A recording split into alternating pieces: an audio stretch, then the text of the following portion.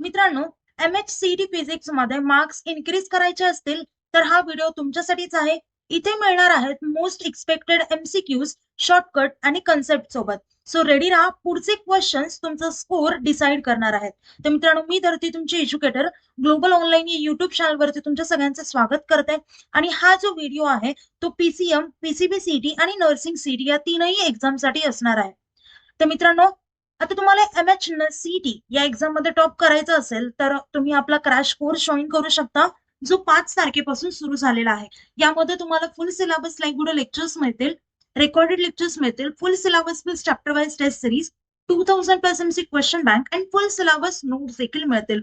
आता question bank आणि test series या खूप महत्वाच्या गोष्टी असणार आहेत, कारण यातूनच क्वेश्चन्स तुम्हाला एक्झाम मध्ये विचारले जातात. आता या कोर्सची प्राइस ऑफर सुरू असल्या कारणाने 2999 रुपये इतकी झाली आहे, नाहीतर याच कोर्सची आधी प्राइस 5000 रुपये इतकी होती. सो लवकरात लवकर हा कोर्स जॉईन करा. नर्सिंग सीईटी सोबतच आपल्याकडे PCM, PCB CT, JEE नीट या एक्झामचे देखील कोर्सेस आहेत आणि सेम फॅसिलिटी प्रत्येक कोर्स सोबत अवेलेबल आहे. कुठल्याही प्रकारचे डाऊट असतील तर दिलेल्या नंबरवरती कॉन्टॅक्ट करा. कोर्स जॉईन करण्यासाठी कॉन्टॅक्ट याच नंबरवरती तुम्ही करू शकता. आता चला क्वेश्चन्स कडे बोलूयात. फर्स्ट क्वेश्चन आहे, a car accelerates uniformly from 10 meters per second to 20 meter per second in pi second. The acceleration is. So इथे आपल्याला इनिशियल वेलोसिटी आणि फायनल वेलोसिटी दिलेला आहे. Acceleration is nothing but change in velocity per unit time. Acceleration is change in velocity per unit time. It means v minus u divided by t. What is v? So v is final velocity and u is initial velocity. It is final velocity and u is initial velocity. Final velocity काय आहे तर 20 आहे. Initial velocity किती आहे 10 divided by 5 which is time. So 10 by 5 is equal to 2 meter per second square. So acceleration is 2 meter per second square. Option B is the correct answer. Okay. Next question. The dimensional formula of work is. आता यासाठी आपल्याला वर्कचा formula माहिती असला पाहिजे. Work equals to force into distance. Force equals to mass into acceleration. ऍसेलरेशनची dimension काय आहे तर L T⁻². मासचं आपल्याला माहिती आहे. सो फोर्सचं काय होईल, ऍसेलरेशनचं आपल्याला माहिती आहे. फोर्सचं डायमेन्शन काय होतील MLT⁻², कारण मासचं M असतं डायमेन्शन. त्यानंतर आपल्याला वर्कचं फाइंड आउट करायचंय. डीचं आपल्याला माहिती आहे, डिस्टन्सचं आपल्याला डायमेन्शन माहिती आहे विच इज L. सो वर्कची डायमेन्शन काय होईल MLT⁻² which is force into डिस्टन्सची काय आहे L. त्याच्यामुळे वर्कची डायमेन्शन काय होईल ML⁻²T⁻². It is the dimension formula of work. So the correct option is MLT² ML²T⁻². त्याच्यामुळे करेक्ट ऑप्शन असेल option A. Okay. Next question. If the velocity of a body becomes 3 times its kinetic energy becomes. आता इथे आपल्याला kinetic energy दिलेली आहे. First of all इथे म्हटलंय if velocity of a body becomes 3 times, म्हणजे एका बॉडीची वेलोसिटी जर 3 पटीने वाढली तर त्याच्या कायनेटिक एनर्जी मध्ये काय फरक येतो. Okay. So first of all आपल्याला कायनेटिक एनर्जीचा फॉर्म्युला माहिती असायला पाहिजे. Kinetic energy equals to half mv². आता ही असेल जेव्हा नॉर्मल v वेलोसिटी होती तेव्हा. कायनेटिक एनर्जी काय होईल सेकंड टाइमला जेव्हा वेलोसिटी वाढेल. आता सेम बॉडी आहे त्याच्यामुळे मास सेम राहील. सो हा एम व्ही काय झालंय 3 पट झालंय. सो 3v होईल 3v². सो इथे काय होईल हाफ m 9v². म्हणजे वेलोसिटी कशी झालीये 9 टाइम्स झालीये. त्याच्यामुळे इथे करेक्ट ऑप्शन येईल ऑप्शन सी. असं का तर kinetic energy is directly proportional to velocity square. Velocity 3 पटीने वाढली. सो कायनेटिक एनर्जी 9 पटीने वाढली. त्यामुळे करेक्ट ऑप्शन असेल सी. कळतंय. Next question. The work done by centripetal force on a body moving in a circular path is maximum, minimum, 0, infinite. So the correct option is option C which is 0. आता work equals to काय असतं F × S × cos θ. Centripetal force हा कसा असतो तर toward centre असतो. या दोघांमधला डिस्टन्स अँगल किती होईल अँगल बिटवीन देम. आता डिस्प्लेसमेंट आणि सेंट्रिपिकल फोर्स मधला ते किती होईल तर 90 डिग्री होईल. बरोबर आहे. त्याच्यामुळे वर्क डन किती येणार तर 0 येणार. So the correct option is C. कळत आहे? फक्त गोष्टी लक्षात ठेवा. एक गोष्ट यामध्ये इम्पॉर्टंट पॉइंट आहे की centripetal force changes direction of velocity but not speed. Velocity change करतं कारण डायरेक्शन चेंज होतीये, पण स्पीड होत नाही.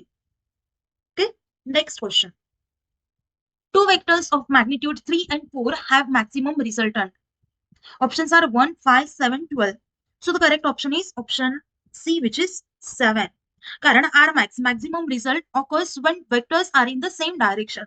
So Rmax equals to A plus B, which is 3 plus 4 equals to 7. Minimum किती होईल? तर minimum equals to A minus mod of A minus B. हे झालं मॅक्झिमम, हे झालं मिनिमम. कळालं? मिनिमम विचारलं असतं तरी तुम्हाला काढता आलं असतं, कारण मी तो तुम्हाला फॉर्म्युला दिलाय. आणि मॅक्झिममचा फॉर्म्युला काय येणार? तर A प्लस B. कळतंय? मॅक्झिमम रिझल्टंट विचारलं तर 7 येईल, मिनिमम विचारलं असतं तर 1 आलं असतं, कारण 3 minus 4 is equal to 1. कळतंय? Next question. The escape velocity from Earth is approximately. आता फर्स्ट ऑफ ऑल आपल्याला इस्केप वेलोसिटीचा फॉर्म्युला माहिती असला पाहिजे. इस्केप वेलोसिटी म्हणजे काय हे माहिती असलं पाहिजे. यासाठी आपल्याला चॅप्टरचं बेसिक माहिती असलं पाहिजे. आणि त्याची जी प्रॅक्टिस आहे प्रत्येक, आता फिजिक्सच नाही तर chemistry, nursing aptitude, English grammar किंवा बाकीचे जे सगळे रिमेनिंग सब्जेक्ट आहेत त्याचे आपल्याला बेसिक फाउंडेशन माहिती असलं पाहिजे. आणि ते फाउंडेशन आपण ग्लोबल ऑनलाईन कडून कव्हर करूनच घेतोय. यामध्ये टेस्ट सिरीज वगैरे सगळ्या गोष्टी असणार आहेत. सो तुम्ही तो कोर्स जॉईन करू शकता. आता इथे इस्केप वेलोसिटी काय असते? Escape velocity is the minimum speed required for an object to escape Earth's gravitational field without returning. आता escape velocity काय असते Earthसाठी? So it is nearly equal to 11.2 kilometre per second. Orbital velocity काय असते? आज काही गोष्टी लक्षात ठेवा. ऑर्बिटल वेलोसिटी असते, ही गोष्ट लक्षात ठेवा. ऑर्बिटल वेलोसिटी विचारली तर ऑर्बिटल वेलोसिटी असते 7.9 मीटर पर सेकंड, किलोमीटर. त्यानंतर इस्केप वेलोसिटी तर मी आता सांगितले 11.2 किलोमीटर पर सेकंड. सो इथे इस्केप वेलोसिटी विचारली होती ती आपण सांगितली, which is 11.2 kilometre per second. Next question. If a body is thrown vertically upward, its velocity at the highest point is. जर एखादी बॉडी कन्सिडर करा, एखादा बॉल आपण वर्टिकली अपवर्ड फेकला तर त्याची हायेस्ट पॉइंटला वेलोसिटी काय असेल? When an object reaches at the highest point, upward motion stops momentarily and velocity becomes 0. So the correct option is option C, which is 0. तेव्हा acceleration किती असतं? तर 9.8 metre per second square in downward direction. We are talking about highest point, at the highest point. Okay, velocity 0 आणि acceleration 9.8 metre per second square downward side. लक्षात ठेवा. Next question. If the mass of a body is double and acceleration remains same, the force becomes. आता मास काय झालाय? आधी मास m1 होता तर आता काय झालाय? 2m1 झालाय. कळतंय? जेव्हा मास हा डबल होतो तेव्हा फोर्स काय होतो? तो पण डबल होईल, कारण फोर्स इक्वल्स टू असतो मास इंटू ऍक्सेलरेशन. जर मास वाढला तर फोर्स सुद्धा ऑटोमॅटिकली डबल होईल, because force is directly proportional to mass. त्यामुळे करेक्ट ऑप्शन असेल इथे option C, which is double. इथे फक्त कॉन्सेप्ट माहिती असणं गरजेचं आहे. इथे फॉर्म्युला माहिती होता, फॉर्म्युलानुसार आपण आन्सर लगेच फाइंड आउट केलेला आहे. कळतंय? Next question. The slope of displacement time graph represents. Slope of graph काय असतो? Change in Y divided by change in X. Slope equals to काय येतं? Change in displacement upon time. काय असतो स्लोपचा फॉर्म्युला? तर change in displacement upon time which equals to velocity. कळतंय? कारण डिस्प्लेसमेंट टाइमचा जो ग्राफ असतो तो नेहमी वेलोसिटीचा होतो, जो स्लोप असतो. त्यामुळे करेक्ट ऑप्शन असेल option A, which is velocity. आता तुम्ही म्हणाल वेलोसिटी टाइमचा ग्राफ काय देतो मॅम? तर वेलोसिटी टाइमचा ग्राफचा जो स्लोप असतो तो काय शो करतो? तर ऍक्सेलरेशन शो करतो. ही गोष्ट पण लक्षात ठेवा, एक्झामच्या पॉइंट ऑफ व्ह्यूने इम्पॉर्टंट आहे. Next question. If pressure is double and area remains constant, force becomes. जर प्रेशर डबल केलं, एरिया सेम तेवढाच केला तर फोर्सचं काय होईल हे विचारलंय. आता एक गोष्ट लक्षात ठेवा, फोर्स इक्वल्स टू असतो पी इंटू ए. म्हणजेच force is directly proportional to P. कळतंय? जर आता तुम्ही प्रेशर वाढवलं, प्रेशर डबल केलं तर फोर्स सुद्धा काय होईल? डबल होईल, because force is directly proportional to P. कळतंय? Pressure equals to force per unit area असतो. प्रेशरचा फॉर्म्युला आपल्याला माहिती आहे, फोर्स पर युनिट एरिया. मग फोर्स इक्वल्स टू काय होणार? तर प्रेशर इंटू एरिया होणार. या फॉर्म्युल्यानुसार आपण फोर्सचा फॉर्म्युला काढला आणि त्याच्यानुसार आपण आन्सर फाइंड आउट केले. कळतंय? अशाच टाईपचे वेगवेगळे क्वेश्चन्स तुम्हाला विचारले जातात. सो फक्त तुमचा बेस कन्फर्म करा. नेक्स्ट क्वेश्चन पाहूया. The unit of gravitational constant is. आता इथे ग्रॅव्हिटेशनल कॉन्स्टंटचं युनिट विचारलं आहे. From Newton's law of gravitation F is equal to G into M1 M2 by R square. So the correct option is option काय असेल इथे gravitational constant विचारलाय. आता आपल्याला एक फॉर्म्युला माहिती F इक्वल्स टू काय असतं G M1 M2 by R square.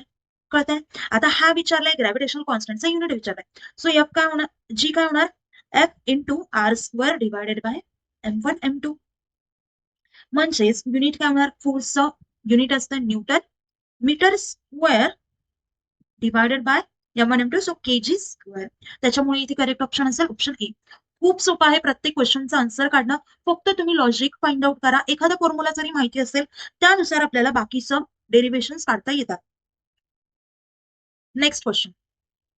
A body of mass 2 kg moving with velocity 5 metre per second has momentum. आता इथे आपल्याला फर्स्ट ऑफ ऑल फॉर्म्युला वगैरे माहिती असला पाहिजे. P इक्वल्स टू असतं mv. बरोबर आहे. P इक्वल्स टू असतं mv. P stand for momentum, m stand for mass and v stand for velocity.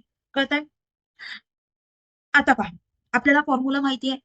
फॉर्म्युल्यानुसार आपल्याला मोमेंटम काढता येतात. मास किती दिलेला आहे 2 kg इंटू वेलोसिटी दिली आहे 5. So the correct answer is 10 kg metre per second. So the correct option is option B.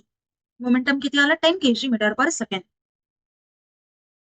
Momentum कशावरती depend असतं हे विचारल्यावरती आपण काय सांगा तर मास आणि वेलोसिटी या दोघांवरती देखील डिपेंड असतं. Next question. If 2 resistors 3 ohm and 6 ohm are connected in parallel equivalent resistance is. आता इथे आपल्याला इक्विव्हॅलंट रेजिस्टन्स विचारलेला आहे. 2 रेजिस्टन्स दिलेत ते पॅरलल कनेक्टेड आहेत असं विचारलंय. जेव्हा रेजिस्टन्स पॅरलल कनेक्टेड असतात तेव्हा 1 बाय आर इक्वल्स टू काय येणार तर 1/3 plus 1/6. So 1 by R equals to 1/2. याला कॅल्क्युलेट करा. ते कॅल्क्युलेशनचा पार्ट तुम्ही करू शकता. ओके. सो आर काय होणार तर 2 ओम होणार. मग इक्विव्हॅलंट रेजिस्टन्स काय 2 ओम. करेक्ट ऑप्शन असेल बी. कळतंय? खूप सोपं आहे. When parallel resistance is always smaller than the smallest resistor. Smallest resistor काय 3 ओम आणि पॅरलल रेजिस्टर म्हणजे इक्विव्हॅलंट रेजिस्टन्स जे असतं पॅरलल मधलं ते नेहमी जे स्मॉलर रेजिस्टर असतं त्याच्या कमीच असतं छोटं असतं. कळतंय? Next question. Electric current is defined as rate of flow of options protons neutrons electrons ions. इथे करेक्ट ऑप्शन असेल option C which is electrons. कळतंय? Electric current equals to flow of electrons through conductor. I is equal to Q by T.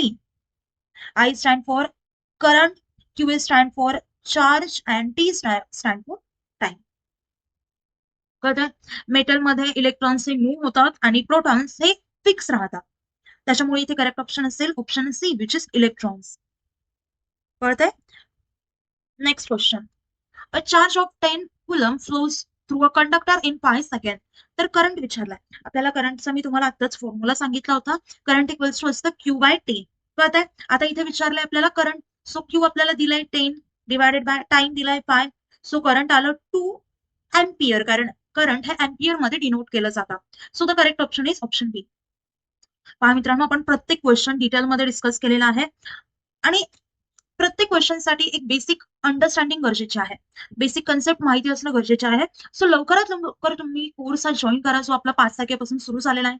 आपल्याकडे सध्या offer सुद्धा सुरू आहे आणि जर तुम्ही कोर्स जॉईन केला तर आमची गॅरंटी आहे तुम्हाला एक्झाम मध्ये 95+ % नक्कीच पडतील. सो लवकरात लवकर कोर्स जॉईन करा. कोर्स जॉईन करण्यासाठी दिलेल्या नंबरवरती कॉन्टॅक्ट करू शकता किंवा प्ले स्टोर वरती जाऊन ग्लोबल ऑनलाईन ऍप हे डाउनलोड करून तिथून देखील कोर्स हा एनरोल करू शकता. तर मित्रांनो लवकरात लवकर कोर्स जॉईन करा. आजच्या जे व्हिडिओमध्ये आपण क्वेश्चन्स घेतलेत त्यामध्ये तुमचे कोणते चुकलेत कोणते बरोबर आलेत ते देखील मला कमेंट करून सांगा. आणि आजचा व्हिडिओ कसा वाटला त्यानुसार तुम्ही व्हिडिओला लाईक करायला हवं. चॅनलला सबस्क्राईब करा म्हणजे जे पण व्हिडिओ मी नवीन अपलोड करेल त्याचं नोटिफिकेशन तुम्हाला नक्कीच येईल. सो आता आपलं लेक्चर एंड करूयात आणि कोर्स जॉईन करायला विसरू नका. थँक्यू. Nice day. बाय.